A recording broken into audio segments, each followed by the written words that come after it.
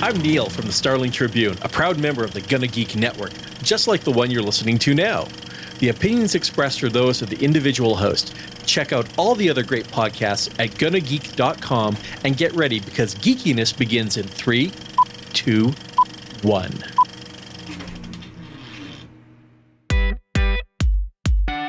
Welcome to Better Podcasting, a show where we talk about podcast tips, tools, and best practices to help you succeed with your podcast.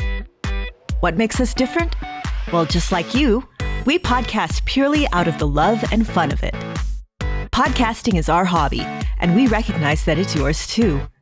We always encourage your questions and feedback, and you can find all of our contact information at betterpodcasting.com. Here's your host for the show, Stephen John Drew and Stargate Pioneer.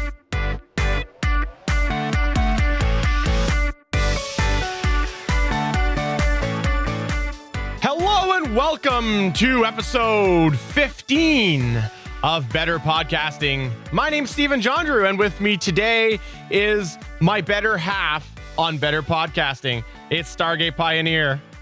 I'm glad you qualified that because I would think your real significant other, especially this weekend, might take some offense to that. But hey, guess what? We need to get our butts to driving school because we're 15, which means it's time to start learning how to drive the car. Sweet. I love that we are equating episodes to ages in our lives. So like by the time we're at 100, it'll be like, well, it's time to go and find the plots. And hopefully we will have done our, I don't even know what you call it, paid for the funeral in advance and that sort of thing, which you're supposed to do, You're not supposed to stick your kids with the bills, or maybe you are like that. Well, who's our kids? Does that mean that we get to put the bills, the money that we put in to this podcast, we get to just like give it to Chris Farrell, who was on the show last week? Is he our kids? Like, I don't know. Who is that?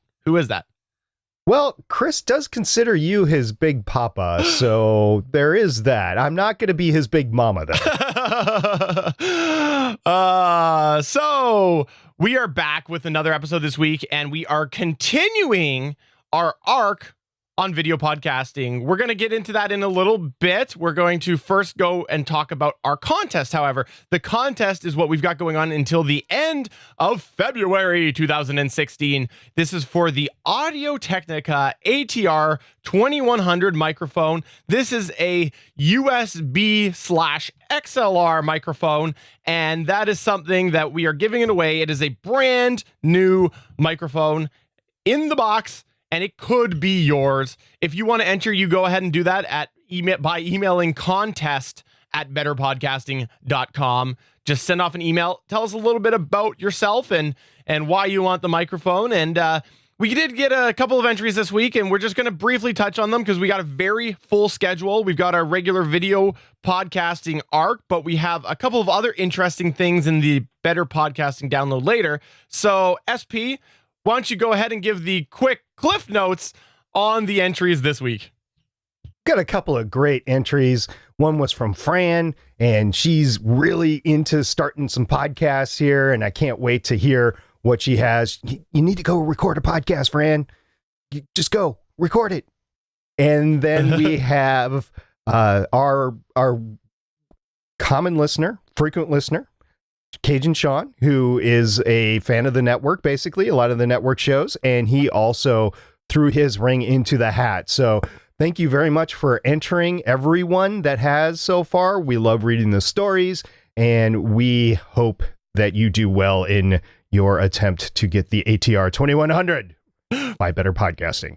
For sure. And as I mentioned, you can email yourself to contest@betterpodcasting.com if you want to enter for that brand new Audio-Technica ATR 2100-USB. That's the model number. It has a dash in it. Really? I'm looking at the box maybe here. There's I no don't dash. see. I don't know. Maybe. There's no dash. Oh. What are you talking about? I mean, it's USB/, cardiodynamic USB/XLR microphone.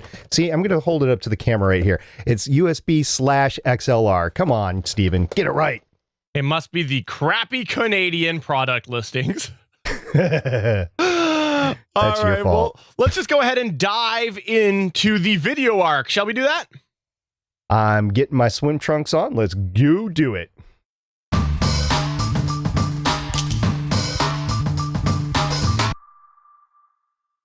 Alrighty, continuing on with the video arc this week. We talked a little bit about it last time, but if you missed it, I'll summarize it for you. Essentially, we've got this video podcasting arc broken out into 4 different episodes. Now, why did we decide to do that? Well, what happened was we were planning on doing this way later, but a bunch of people decided to email us at a variety of places, ask us on different shows, and just try to find out some information about video podcasting. So we thought, let's bump up the arc. Let's talk about it now. And last time we talked a little bit about the basic considerations. As I mentioned at the top of the show, we had Chris Farrell join us from the Gonna Geek Network.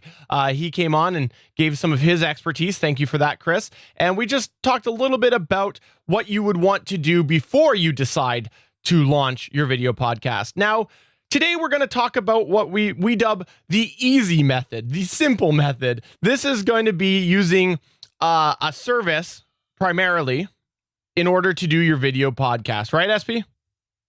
Yeah, we use 2 services primarily on the Gonna Geek Network. I know there's some others out there like Zoom.us and stuff like that, but we primarily use Hangouts on Air or YouTube Live, pick one or the other, and Blab.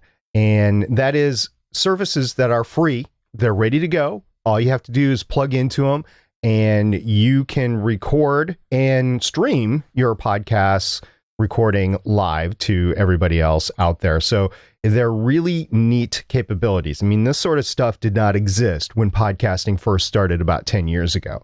So to have it available now is great. Now, there's different levels of interaction that you can get with either one of them. There's different levels of video quality and, quite frankly, audio quality that can go on between the two, and different issues that you can run into. Right, Stephen? Absolutely. Absolutely. And essentially what we're going to focus on today is 2 of the mainstream video services. We're going to be talking about Hangouts on Air, put out by Google, and Blab. We'll start with Hangouts on Air because that's the senior citizen of the services. It's been around for a little while. It's a service that Google has put out, and it stemmed originally from sort of their whole Google plus social media thing. And originally what the idea of Google Hangouts was a place that a bunch of people could all chime in, dial into the same video call, and just hang out, hence the name. Then people thought, well, this is really cool. Maybe we could use this for other things. So what they did was they upped the quality and they integrated it a little bit with the YouTube platform. So you could actually go in and put together a broadcast using this service. So the way that you get to Google Hangouts is a couple of different ways. The primary way is to go into Google Plus, and then you'll see the Hangouts section. And then as you go through and you look through there, there's what's called the Hangout on Air. Really straightforward to set up. You enter in a title. You can enter in a schedule date. So if you know you were going to broadcast this live on Tuesday at whatever, 7 p.m., you go in and you enter that, and then it'll actually post to your social media as well, your Google Plus, and tell people, hey, there's an event going on this day. So really great integration with Google Plus if you are one of the people who still use that. And then everybody, the parties all connect to this joint session. You can either send people an individual email so that you basically enter their name. They get an email that comes in and says, hey, come connect to this Google Hangout on Air. And then that gives them permission. Or you get a link that you can share. So then you just take that link and you just send it however you want to everybody that's going to participate. And then they can access that Google Hangout on Air. Now, what's really cool about Google Hangout on Air is it has a variety of video components. It's something that has been refined over the years. As I mentioned, it's essentially the senior citizen of the two. It's experienced. So it has a lot of great experience, and as such, a lot of development has been put into this in order to make it a little more showy. For example, SP, why don't you tell them a little bit about like lower thirds? Yeah, so Google Hangouts on Air has a toolbox that you can pull up, and I think some third-party add-ins as well, and you can actually pop up a lower third. Now, what is a lower third? It is something that identifies who you are, how people can contact you, maybe a icon or something to represent yourself in the bottom. And that is available free of charge through Google Hangouts on Air. And the problem with that, though, is it does cut off some of your video, and there's no way to take it out afterwards either. Right. Essentially, if you've ever seen on the news, usually there's like a title bar that comes on partway, and it says the news anchor's name or the subject at hand or whatever. That's what the lower third is. And there's a little bit of customizability, only a bit, but you still can. You can put a logo in, you can do a bunch of other things, but you've got that feature there, and that is something that you can do if you want to do that. The other thing, there's a variety of options in here, but the other thing that really stands out to some podcasters, if you are going to be having people coming in and going, there is the Hangout toolbox, and it's I believe in there's the cameraman app, and you can set different settings so that you can, when anybody connects, essentially it will mute everybody. You'll see them, and it'll keep them hidden from the live feed. And then you can come in and add in whoever you want, unmute them, and do some cool little things like that. Have a little bit of control over who is actually on screen. So we'll talk a little bit about how Blab handles that. It's similar idea, but a little bit different. We'll talk about that in a few minutes. But with Hangouts on Air, essentially you can set it up so as many people want, they can join. And then as you decide, you can unmute and start to show people. So kind of a neat little thing. And what Chris was talking about last week was that you can actually set it up to auto camera switch. I know he was having a little fun last week with Steven switching back and forth between different templates that we had. We have this 2-person template. We had that 3-person template that we used with Chris last week. And then we have the single shots that we use on Better Podcasting, like you're just seeing right now on YouTube again. And with Gonna Geek, we also have various different templates, and you can do that with third-party software. But with YouTube, you either go back and forth between the individuals, it can automatically switch, or you can control the switching yourself. And you have to watch out for that, because if you mistakenly click on somebody, the camera is stuck on that person, whether they're talking or not, the entire time. Yeah. And it's a mistake that even professional podcasters have made from time to time. So just something to watch out for. Absolutely. And the thing that you want to be aware of is this is where the two services, Hangouts on Air and Blab, very, very much differ. With Hangouts on Air, you are essentially one person at a time. So if you're watching YouTube right now, you're actually seeing a shot of SP and me on the screen at the same time. With Hangouts on Air, it is just one person or another. There's no split screen, but that's something that some people prefer that look. Some people would prefer to just have the single person on screen that is talking. And the way Hangouts on Air does it is it detects whether or not people are speaking. So as someone speaks, it quickly flips over to that person. Now, this is good for like 80-90% of what you do, but what you might find that sometimes gets a little bit distracting is like if somebody laughs at what you're saying, it's going to quickly switch over to them. And then maybe you're still going with your point and it's going to come back to you. So like I said, 80-90%, I think it does the job, but that is sort of a limitation you'd want to be a little bit aware of. And then one more thing about the screen display on Google Hangouts on Air, you have little boxes in the bottom right-hand corner as you're looking at the screen with everybody's faces. I mean, it's really small, but they're all there. And so you can kind of see a little bit of what everybody is doing as they're responding to whatever you're saying or what the main person on the screen is saying or whatever. But it's very small, and unless you have a big screen, you can't really focus on it too well. Like if I was watching it on my iPhone 6, I wouldn't really be able to discern what was going on in those blocks, even though the iPhone 6 has the great resolution screen that it has.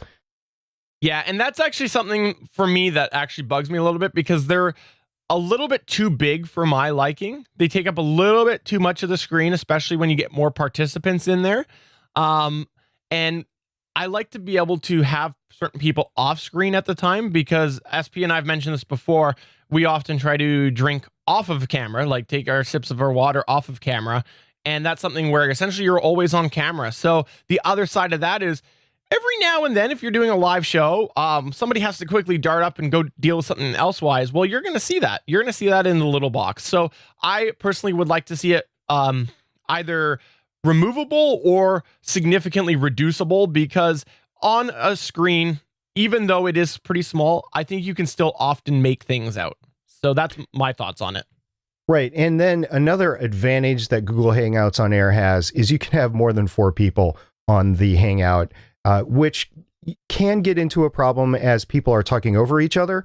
But you can have a decent roundtable if you have great hosting skills. You can hand it over to one person or another person or whatever, and have rules for the podcast or the roundtable or whatever that only one person is talking at a time. Generally, you understand that's how it works, especially if you're doing a live broadcast. But you want to stay away from over talking. But you can get that's the important thing. You can get more than 4 people at the same time in the same call. Yeah. And the other nice thing about Hangouts on Air is it's 16:9 ratio, if that's what your camera is. So essentially, you're going to get yourself the widescreen video that is the standard these days. So you do get a proper 16:9 resolution if that is the type of camera that you have. Most cameras these days are 16:9, whether it's even on a cell phone.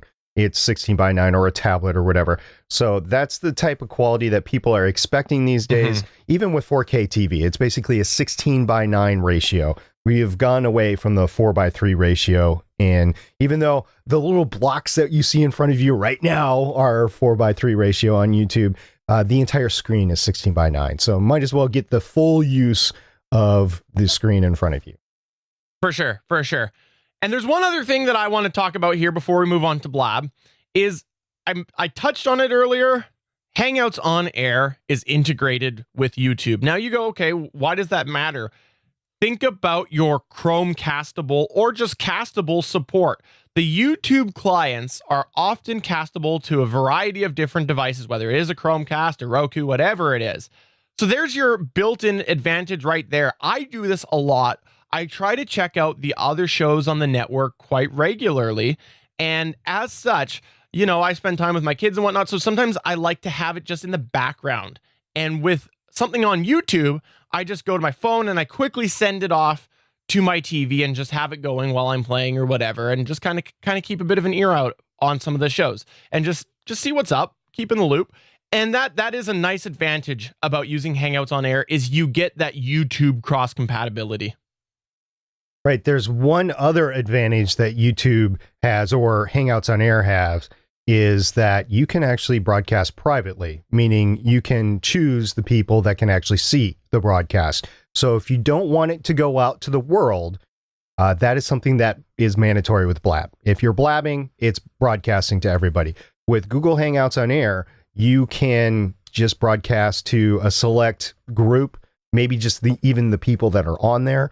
And then you can take that video later, you can edit it, and then, or the audio too, and then you can pump it out. So that is an advantage that I believe that Google Hangouts on Air has over Blab, because you can choose whether or not you want to go out. Great point, SB. Great point. And we've used that a lot with just doing different experiments over the past year and a half. We often would go in and when you're setting it up, essentially it asks you, who do you want to share this Hangout on Air with? And it defaults to public so anybody can see it. But you can go and specify a specific person. And that's what we would do, is we would just send one to each other. So if SP was testing it, he'd send it to me. If I was testing something, I'd send it to him or Chris or whatever. And that is something where it keeps it private to those specific people. And what is really nice about it is what SP said, then you can go and edit it later before the public sees it. So that great point, SP. Excellent point. One other disadvantage that I have with Google Hangouts on Air is that once you press record, you're good. You're recording until you stop, and then you stop recording. That's it. It's over. You cannot re-engage the recording or the streaming. So you have one shot. Yeah, good point. Good point. Okay, so we talked a little bit about Hangouts on Air, and if you have other specific questions about that, email us. We're more than happy to give you details. We don't want to break it down too much, but we want to outline these services for you. So the next one that we mentioned was Blab. Blab is a new player, really in like I think they came out in 2015, I think was when they got their big push. I think so. Yeah. They might have been in the fall of 2014, but it didn't become known to the greater podcast community until like the summertime of 2015. Yeah. And Blab takes a different approach on it. Their big approach is interactivity. Is that what you want to call it? Interaction? And call whatever you want. Whatever you want, I guess. Yeah. And as such, they're set up a little bit different. We talked a bit about 16:9 ratio. Their big goal is show everybody at one time. So anyone connected to this Blab is going to be on screen at the same time. So that's kind of neat because you can always see what people are doing, and that might be the approach you want to go. And then on the other hand, what they end up doing is making it so that you essentially can have 4 people maximum. And let's say you have 3, then you can go and you can open up a seat. So essentially there's a blank square and anybody can come and try to take that square, and then you let them in or don't let them in. It's your call. And so then they come in and they're on the screen. So a little bit different approach. And SP touched on this before with Blab. Blab, when you go, you're going to everybody. As soon as you start that up there's no pre-discussion or anything. You're out to the world. As soon as you start, you connect to that Blab. Anybody can listen in on your call. I mean, if you want to have a private discussion, you can't. If you want to have a pre-call for your recording, you cannot, not on Blab anyway. And that's just certain things to be aware of, because when you go, you're going. And we touched a little bit on it before when we were talking about the live broadcasting.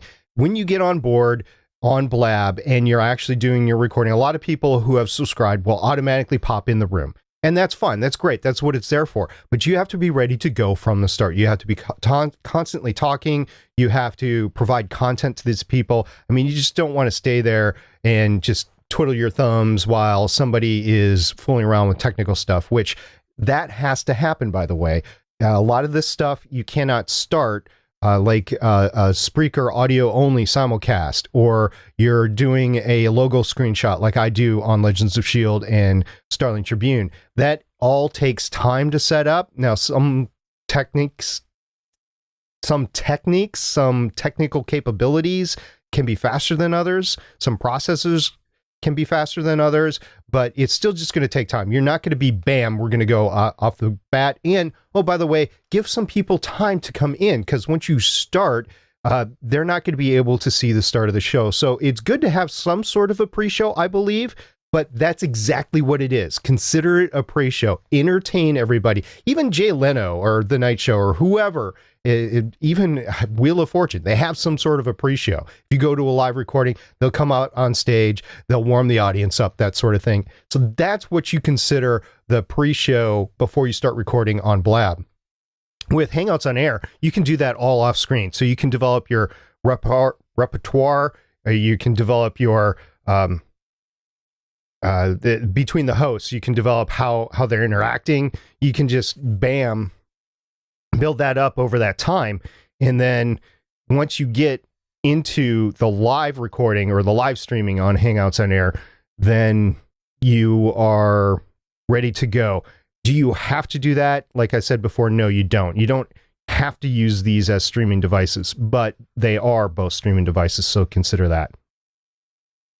For sure. The other thing that is nice about Blab is it has an integrated chat room. If you are wanting to discuss with your fans a little bit about the subjects, you've got that built right in. Now, we touched on that before, but I want to expand on it a little bit.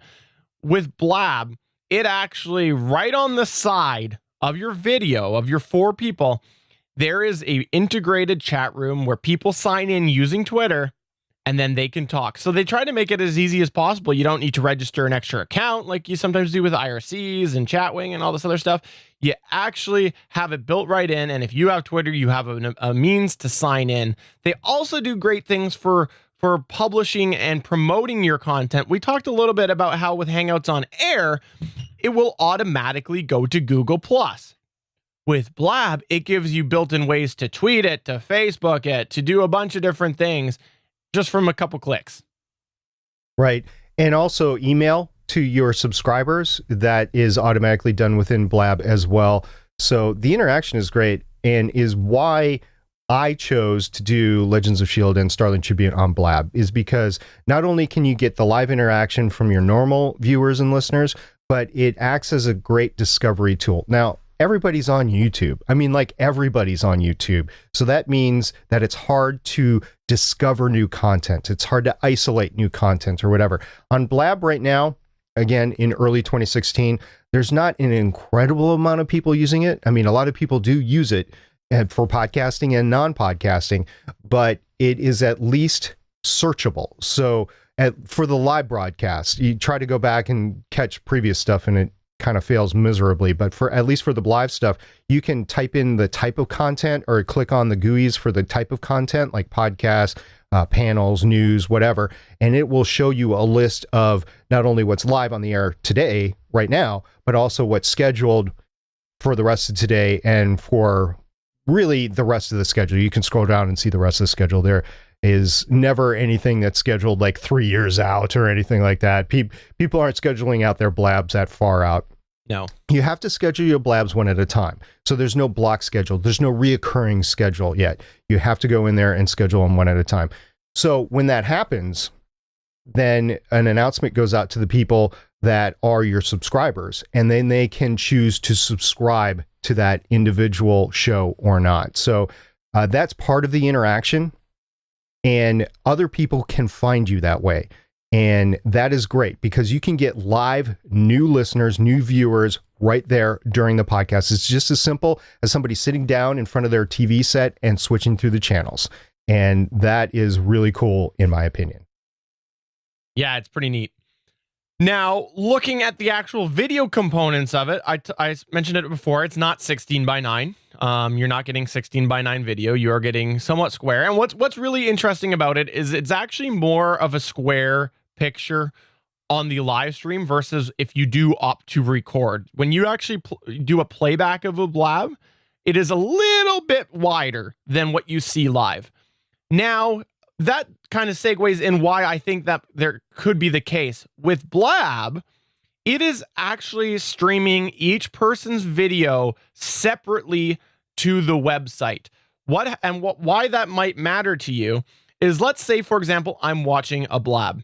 I actually, as the viewer, have the ability, if it was just SP and I talking on a blab, I could go in and mute just one person. So that's how technologically it works. It's actually streaming both people separately to the site.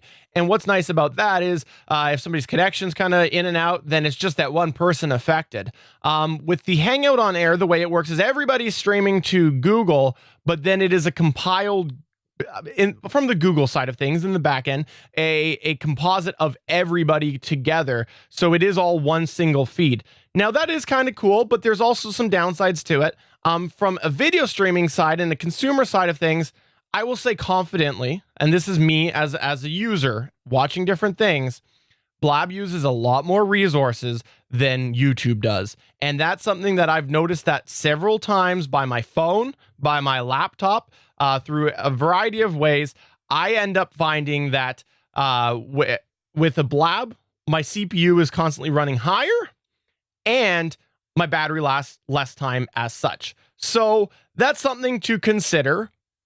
You know, maybe the features are something that you don't really need them that much and you'd rather have the lower resource consumer experience. You might want to lean a little bit more towards Hangout on Air. But on the flip side, like I said, you get a lot of cool interactions with Blab as well. So it's kind of your decision which way you want to go. They both offer their own sort of style and take on video.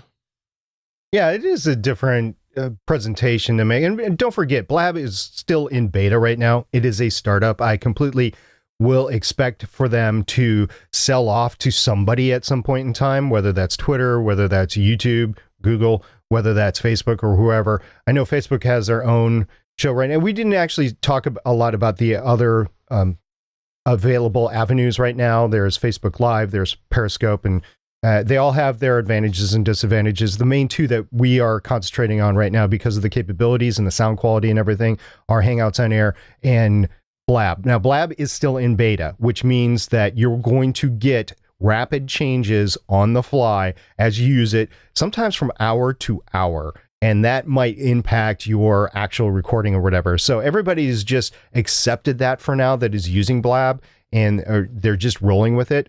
There's some people that want features that Blab has said that they're working on a lot faster than Blab is actually producing them. There are some people that want features that Blab has said that they're not going to work on right now because they have other things in development. And if you're involved in any sort of electronic software development, and you have requirements creep, and it takes like 4 or 10 or 20 times longer to get out what you want to get out. So it's not a knock on the Blab developers.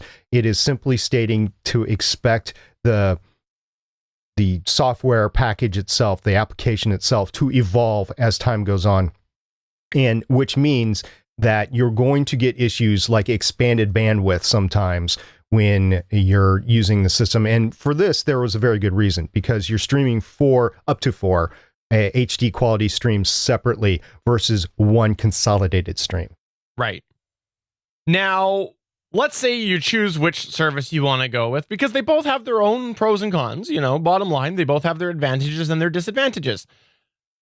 How might you want to make it easy on yourself? Well, the thing that I'm going to first tell you is we'll talk a little bit about maybe taking your video production a little bit to the next level. We'll talk about that next week.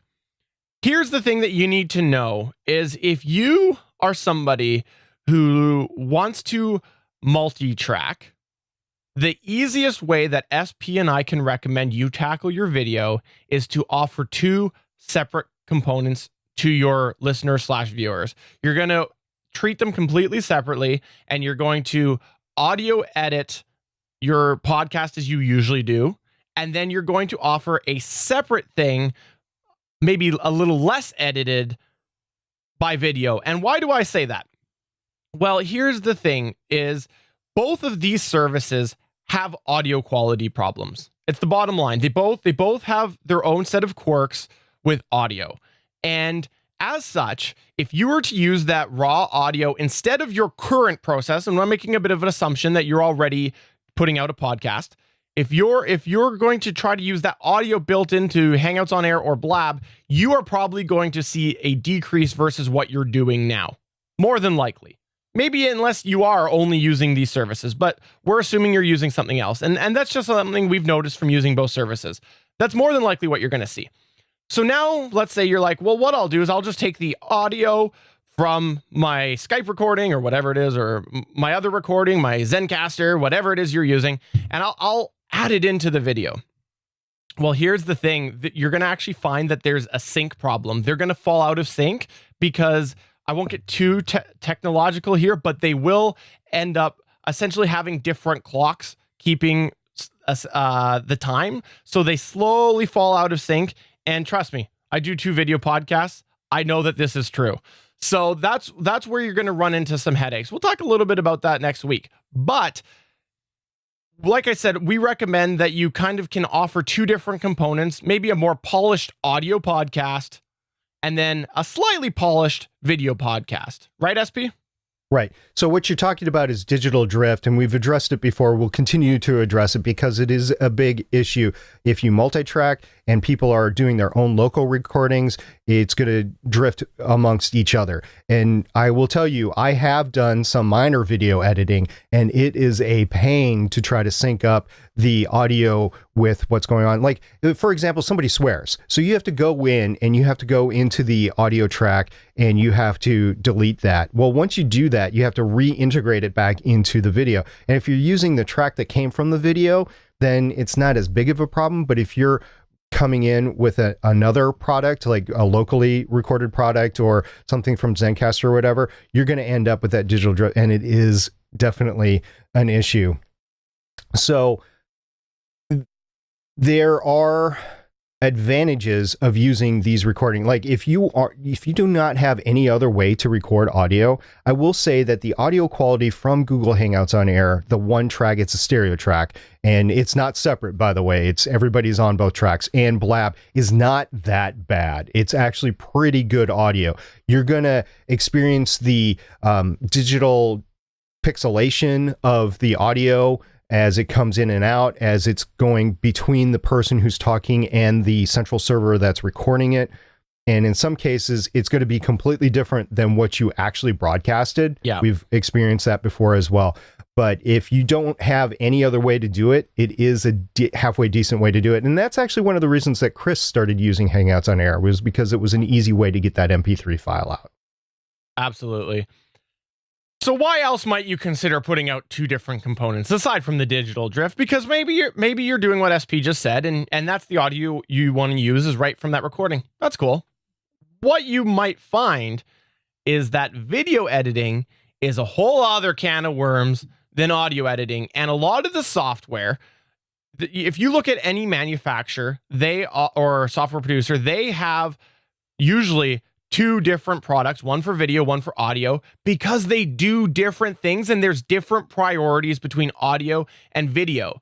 So why I'm mentioning this is because let's say that you do want to use that built-in audio track and you think, well, what I'll do is I'll just edit that and I'll use my usual plugins and my usual EQs and things like that. Well, you might go into a video editing piece of software and find that a lot of these components that you're used to with Audacity or Audition or whatever are missing, because at the end of the day, your video editing software is meant for video and your audio producing software is meant for audio. So they offer different things. So what I'm going to use as an example here is what SP and Chris and Neil use on the Starling Tribune.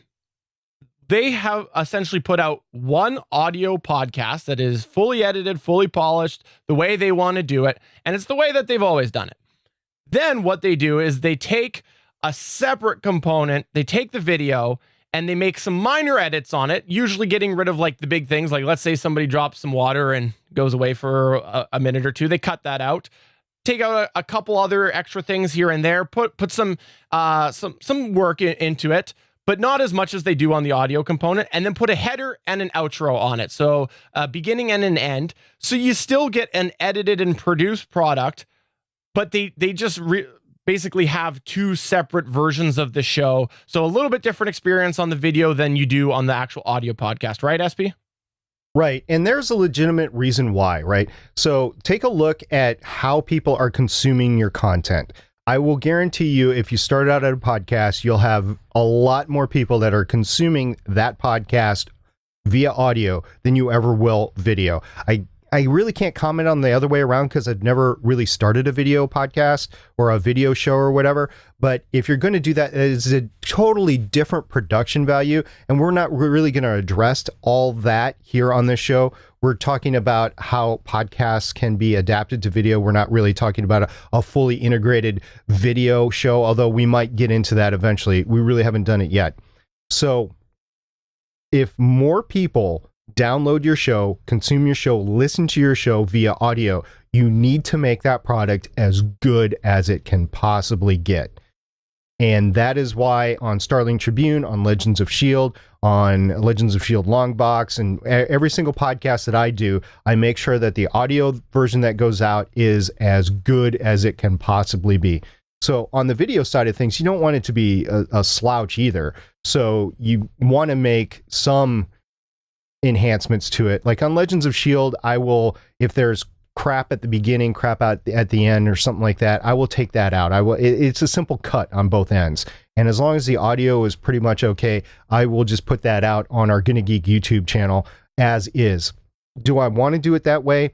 No, actually, I want to do it how Chris does it, but I don't have the time to do it. And that's another thing. Video takes a lot of time. It does. It does.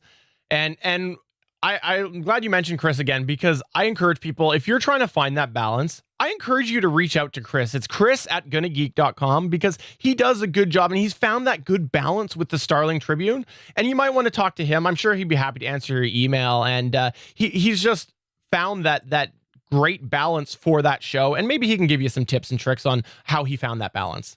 Well, one of the reasons why he's able to do it is I'm handling the audio while he's handling the video. So it's actually two separate productions that we do. So, and that's the reason why we can get it out on a weekly basis, the two of us. Now, that's also because the two of us are doing like 4 or 5 shows a piece. So if we were just doing one show, we'd be able to handle it ourselves, but we can't because we do so much. So we farmed out the work. cooperate and graduate attitude, and we make sure that we get the greatest product as we can out to our listeners. Because again, this is fun. This is fun for us, and it should be fun for our listeners. So they should want to consume the content, whether it's watching or listening. Exactly. Now, once you do have that, where do you want to post it? Well, we'll talk a little bit about that now. My recommendation, YouTube. YouTube is my solid number one recommendation. When you've gone whichever avenue you want to go, you've done whatever production you want to do, you've edited it, however you want to do it. I don't care if it's a lot or a little. YouTube is going to be your best place to post your video product when it's all said and done, because A, that cross compatibility that I mentioned, and B, it is the video standard right now for produced products. Well, it's free and it's unlimited uploads. It didn't used to be that way. You were limited as a private consumer to, I forget what it was. It was like 2 minutes at first, then it expanded to 10. Yeah. Now it's at unlimited. So go ahead and use it for what it is. And it's unbelievable the amount of video storage that they have, and at the rate it's growing as well, which is just incredible. So there's that consideration. And then if you want to look at any other option out there, which you might have to, depending on your legal ramifications of your podcast, but for most hobby podcasts, it shouldn't be that big of a deal.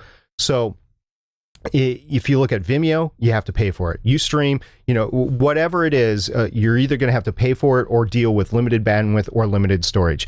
YouTube, with the unlimited everything and cross compatibility, is hands down where you should be at. Yeah. And the last thing that I want to touch on before we do wrap up the second installment of our video arc, you talked about legal. If you are streaming outwards, I will tell you this. And it might not apply to you as a hobby podcaster, but it might. There are specific legal conditions in Hangouts on Air about advertisement within your stream. I'm not going to get into it. I'm not a lawyer, but look into that if that's something that you do, because that might decide where you end up or which service you end up using if this is the route you want to go. Yeah, and there's legal ramifications. We're not lawyers, by the way. We're not going to pretend to be lawyers, so go seek out an actual legal opinion on this. But there are different legal ramifications to streaming on Hangouts on Air or YouTube Live, and there's different legal requirements for actually putting a YouTube video up. Two slightly separate things, but it is good to note, like if you actually want to do an advertisement, you might be able to slip it on as you upload your file versus streaming it through YouTube. So just keep that in mind. For sure. So that is going to take us to the end of the second installment of our video arc. If you're sitting there with questions being like, but I want to do this. I know you don't want to talk about advanced, but I want to do this.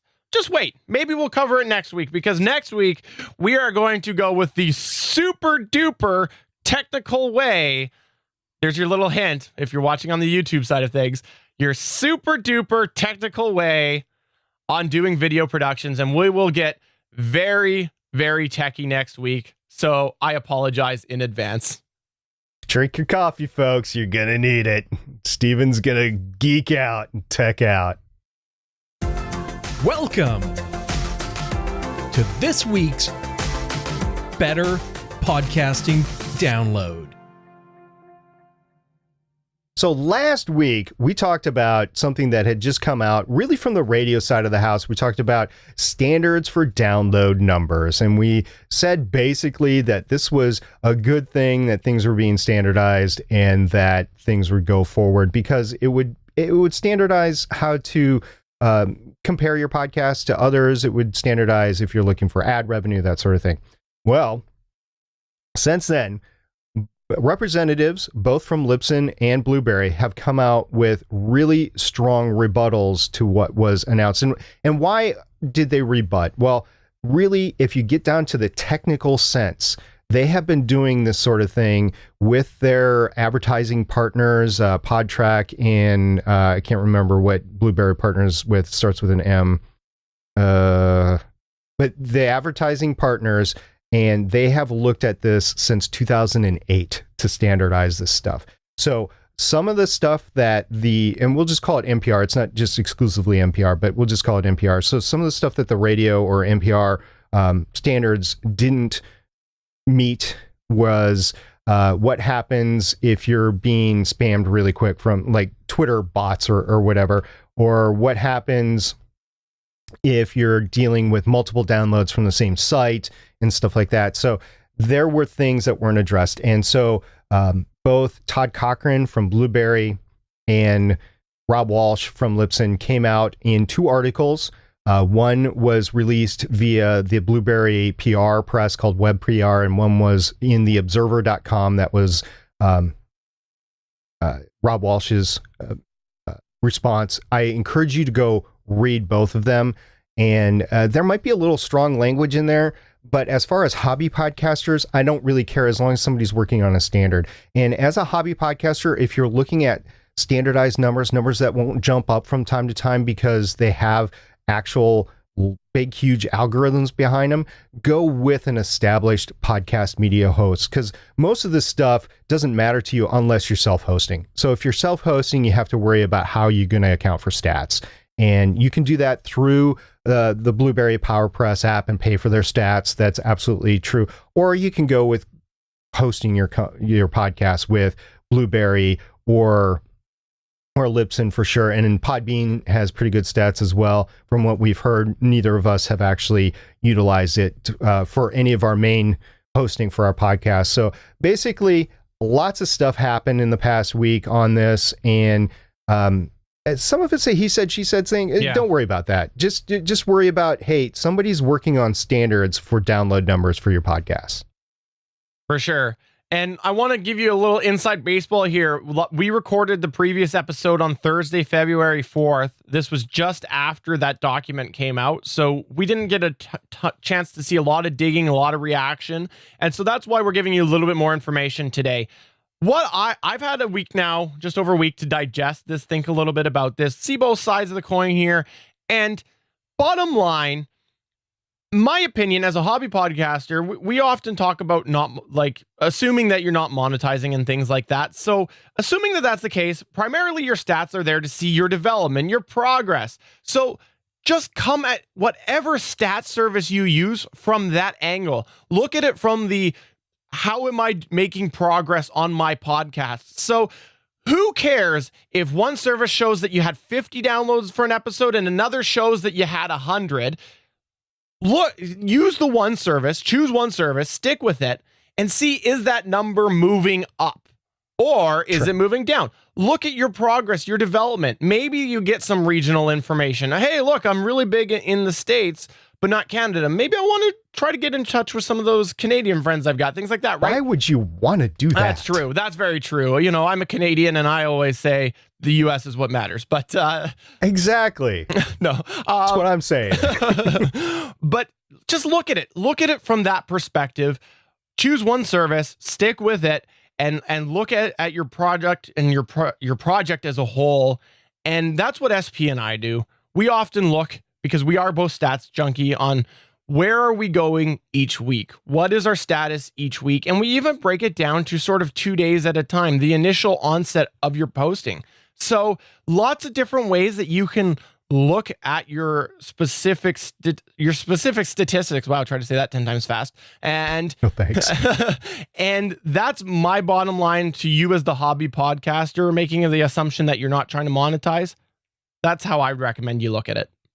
Yeah, general trends is definitely where it's at, but we need to have a whole episode at some point in time on statistics, because we definitely have a certain view on it for the hobby podcaster. I mean, if you're actually going to account for numbers, I have some ways that I've come up with on how to look at the holistic approach and stuff like that. Like, for instance, there's no way to account for subscribers. You have no idea how many people are subscribed to your podcast. It's something that iTunes doesn't put out, and it's something that a lot of the other services don't put out. I know it exists on Spreaker, but you don't know if those people are actually downloading or listening to your podcast or whatever. So there's just different ways to account for this stuff. And I definitely wouldn't get focused on, oh, I had 20 downloads today, or, oh, I had 20,000. Well, if I had 20,000 downloads in a day, I'd be retired on some island and I'd be podcasting 24/7. I'm telling you.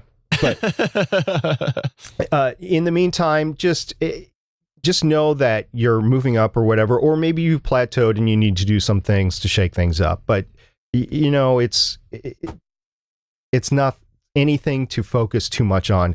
It's fun sometimes, but if you're checking your stats every 15 minutes at work, you're doing something wrong. I mean, stats don't change that much in 15 minutes, not for a hobby podcaster. Agreed. So we're going to leave that one off the table for a while. I'm sure there'll be some developments over the next little while, but we just wanted to touch on it again because what initially looked like maybe great progress forward, I think there's still a little bit of a disagreement amongst some of the big players and, for some good reasons. But that's something that they'll work out. And as a hobby podcaster, don't look at your stats every 15 minutes. They are working on it, by the way. If you read these articles, you will see that different forums are working on it. So I don't want to leave it at this is where it's at and it's not going to make any progress. They are actually making progress and coming out with a holistic approach at tracking stats. Absolutely. So the second thing that we've got going on for your Better Podcasting download this week is something that we have briefly touched on in an early episode of Better Podcasting. It is I guess you might call it beloved Soundcloud. Soundcloud is a service that's been around for a while. I've mentioned it before. A lot of the local radio stations where I live use it to post different clips and things like that. But there's been some issues with their service that have cost them some financial setbacks over the last couple of years. And there's been a recent update with SoundCloud, right, SP? That's right. They posted, as they have to do because I believe they're a public company anyway, they posted a $44 million loss. And don't get too worried. I mean, they're not going to shutter their doors tomorrow. They did get a bridge loan last month. They just had to post the loss for the annual reporting. So basically, they continue to hemorrhage money left and right. If you want to use them as a secondary host, as a way to get your content out there, go ahead, do that. But don't exclusively use SoundCloud to get your content out there or don't even use them as your main like RSS feed that you give to iTunes, stuff like that, because you might be in a situation where they close their doors overnight and you'll be stuck without anybody being able to listen to your content. So would I recommend SoundCloud as some place to host your podcast right now? No, I would not. I've actually used SoundCloud. I believe, Stephen, you've uploaded episodes to SoundCloud as well. We never got the traction on SoundCloud that we have through other secondary hosts like Spreaker. And that is not the case for everybody. But in this particular case, with the loss of money and the fact that we didn't experience a lot of interaction there and downloads, whatever, maybe a couple per episode, that's just not worth the time to me. I'm just going to move on to something else. Agreed. And the other thing that it's really a good topic for us to remind you to keep a backup of your project. So let's say that you have it uploaded on Libsyn or Podbean or wherever. This is just a good reminder that you should keep those files locally as well, because anytime you have your content in one specific place, you're vulnerable. You really are, because something could potentially happen. It would have to be pretty extreme for some of these services, but you could potentially lose everything, which is why I always recommend you keep it on your computer as well as wherever you post it, because either way, you're covered. Let's say that something happens and your computer's hit. Well, it's at least out on Libsyn or Podbean or Blueberry or wherever, right? So it's out there. You can retrieve it back. You're not just putting all your eggs in one basket. And in this specific case, because of the loss, you have to consider the magnitude of that loss. If you are on SoundCloud, I highly, highly encourage you to make sure you get your stuff backed up to your computer, because it is a consideration. SP and I are not financial experts, but whenever you see a big loss, you got to think about it a little bit. And it's not just one big loss. It's a continual big loss. I forget the exact number, but it was like $25 million loss the previous year. So it's $77 million over the past 2 years that they've lost. And that's a big chunk of change to me.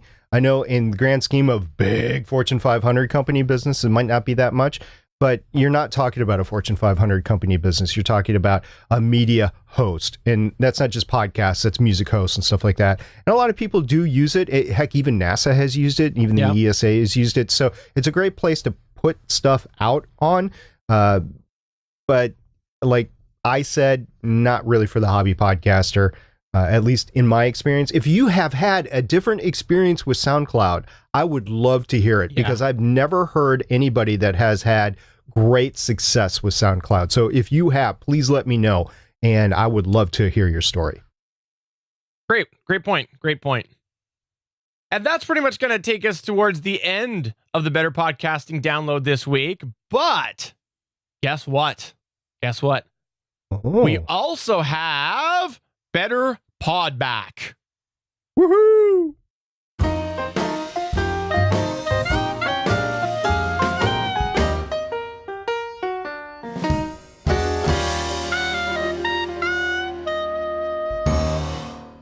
It has been a very active community with Better Podcasting this past week. We had a couple of comments come in via YouTube of all places. And the reason I want to highlight this is because I think it's a great example about putting your stuff in a variety of places. We got this feedback from YouTube, and maybe we wouldn't have got it if we had posted it just directly to betterpodcasting.com. So, SP, I want you to go ahead and start off with the summary of the big feedback that we had, because it was a several response and a very, very interesting piece of feedback that we got.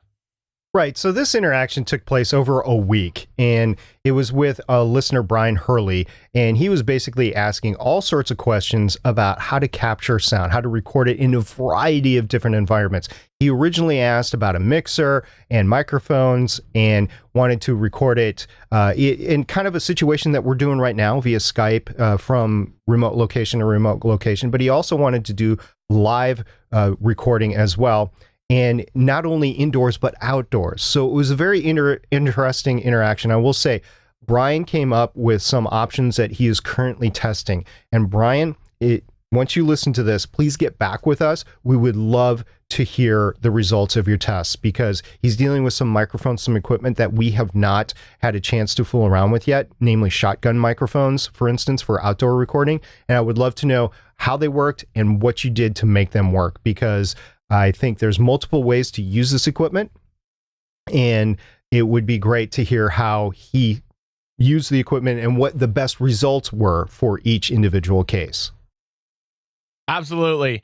And I think it's important to remember that there are a variety of different types of microphones. If we just break it down to microphones alone, there are so many different types because there are so many different uses for a microphone. So unfortunately, you probably won't find that one specific catch-all microphone, because every single microphone has or microphone type even has a different purpose.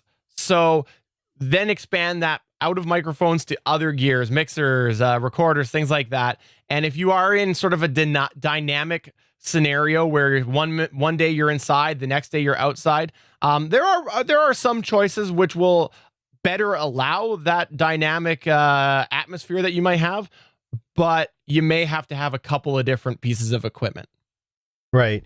So not to belabor this point too much, but one of his use cases was outside, not near any power outlets.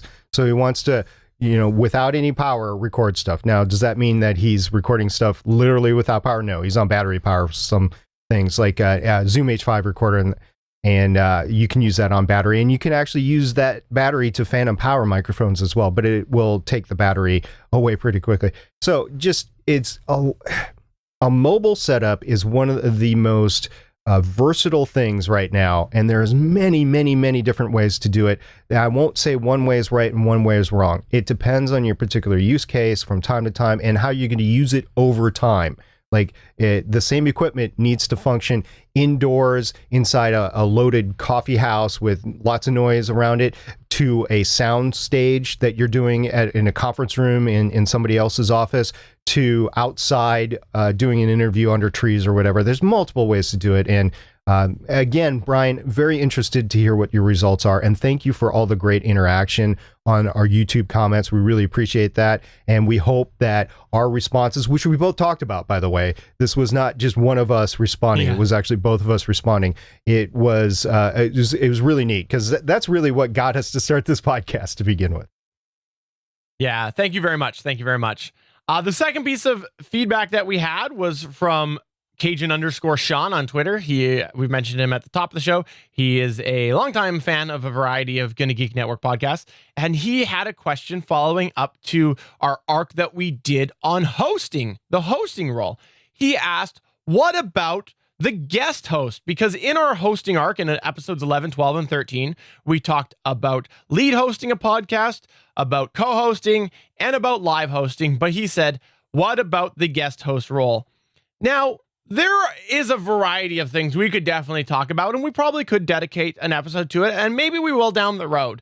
But as somebody who is going to go on and guest host, and maybe that's what you do a lot, maybe you don't have time to commit to one specific podcast, but you got some great contacts where you can make regular guest appearances. Well, I actually just encourage you to listen to episodes 11 through 13, because a lot of what you do will be applicable in that same sort of manner as how we talked about them in 11, 12, and 13. Because as a guest host to a show, maybe that show that you're on is going to invite you to do a segment. They might. But you're also interacting with the other people. So for that specific episode, you're a co-host. Even though you're a guest host, you're a co-host. Now, where things deviate a little bit is that maybe you are asking more about bringing people on your show. And coming from the producer angle, well, there's a whole other can of worms there. And like I said, maybe we'll talk about it on a future show. But it's better that we keep that for the future, or someone who wants to email us directly and get some tips and tricks. We'll talk about that offline, but I don't want to condense it down to 2 sentences when it should be a full 30 minutes discussion, right? Right. Yeah. The biggest advice right now is just go listen to all the co-hosting tips that we've already talked about and get the nuggets from there. And I think that's your best way forward for guest hosting for now. And thank you very much for the question, by the way, Cajun. It was a very good comment, and we appreciate it. Absolutely. But that's finally taking us towards the end of episode 15. Before we do wrap up, we just want to remind you that we've got the contest going on for the ATR 2100 USB/XLR microphone. You can email contest@betterpodcasting.com to enter. Tell us a little bit about why you want it. And then also, if you are looking for a great piece of custom furniture or a rack box, go ahead and get yourself a bit of a discount using the promo code BetterPod10. That is on the Audio Racks website, which is also found in association with the Made in Farmington company. Right, SP? Yep. If you're assembling great amounts of audio gear, you're going to have to mount it somehow. And I just found it through Made in Farmington because I wanted a nice wood one. I mean, you can make it yourself and whatever, but these guys do incredible stuff. And it is the only coupon code that I know exists. So BetterPod10 will get you a 10% discount. Awesome. Well, for episode 15 of Better Podcasting, I'm Stephen John Drew. Get your technical pants on for next week, because we'll be back. And I'm Stargate Pioneer, and I'm going to be prepared to caffeine up. Bye!